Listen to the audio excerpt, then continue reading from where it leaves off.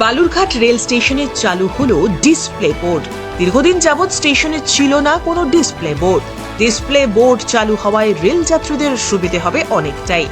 এই বোর্ডে কোন প্ল্যাটফর্ম থেকে কোন ট্রেন ছাড়বে এবং ট্রেনের কোন কামরা কোথায় অবস্থিত তা সহজেই জানতে পারবেন যাত্রীরা।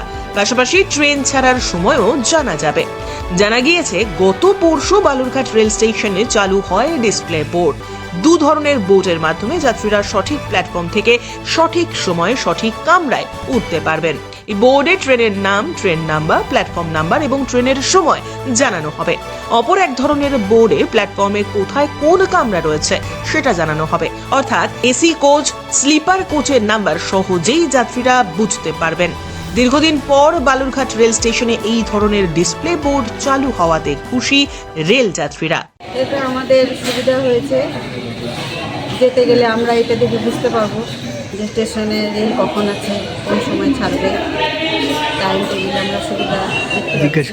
ডিসপ্লে বোর্ড দেখলে পারে যেখানে ট্রেনের আপনার কামরাটা যেখানে আছে সেই কামরাটা সেখানে গিয়ে উঠতে পারবে। হ্যাঁ তো এতে সুবিধা হবে তো? হ্যাঁ, এটা অনেক সুবিধা আমাদের।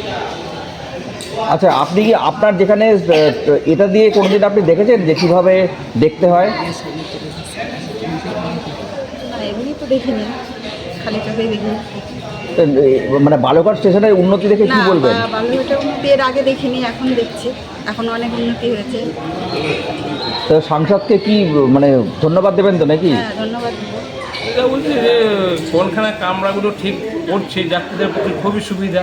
আগে যে একটা বিরাট অসুবিধা হতো যে কোথাও পড়বে কী পড়বে বোঝা যেত না, সেটার পক্ষে খুবই আমাদের সুবিধা হয়েছে। কি বলবেন এই ব্যাপারে সুকান্ত মজুমদারকে? ভালো কাজ করছে এলাকায়। ব্যুরো রিপোর্ট, উত্তরের প্রহরী।